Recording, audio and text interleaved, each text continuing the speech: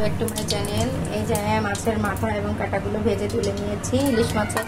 ইলিশ মাছের মাথা দিয়ে এখন হচ্ছে কচুর শাক ঘন্ট করব। এটা দেখার জন্য সবাই আমাদের সাথেই থাকুন এবং লাইক, কমেন্ট ও শেয়ার করে নেবেন।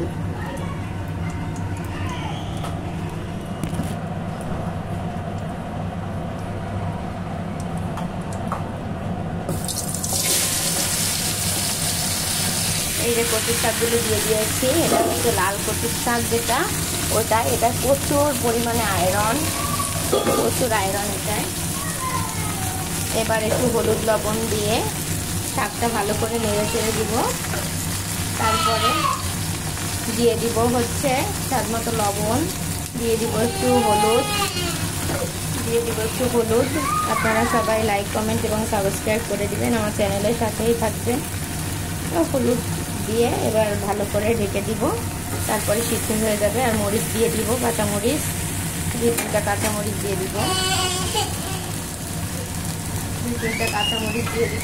2-3টা কাঁচামরিচ দিয়ে তারপরে ভালো করে নাড়াচাড়া করে ঢেকে দিব। এটা রান্না হতে থাকুক। এর মধ্যে যে বাবুটা একটু কাঁদছে, আপনারা তাহলে লাইক, কমেন্ট এবং সাবস্ক্রাইব করে দিবেন আর আমার চ্যানেলের সাথেই থাকবেন সবসময়। অংশ ডেইলি ব্লগের সাথেই থাকবেন। ধন্যবাদ সকলকে। এরপরে মাছের কাঁটাগুলো যে সিদ্ধ হয়ে যাবে, মাছের কাঁটাগুলো দিয়ে ভালো করে নাড়াচাড়া করে নামিয়ে নিলেই হয়ে যাবে কচুর শাক ঘন্ট। এভাবে আপনারা করে খেয়ে দেখবেন। ইলিশ মাছের কাঁটা এবং মাথা দিয়ে কচুর শাক রান্না করলে আসলেই চমৎকার লাগে। বাঙালির খাবারে একটা অন্যতম খাবার হচ্ছে ইলিশ মাছের মাথা দিয়ে কচুর শাক। ধন্যবাদ। ভালো থাকবেন, সুস্থ থাকবেন।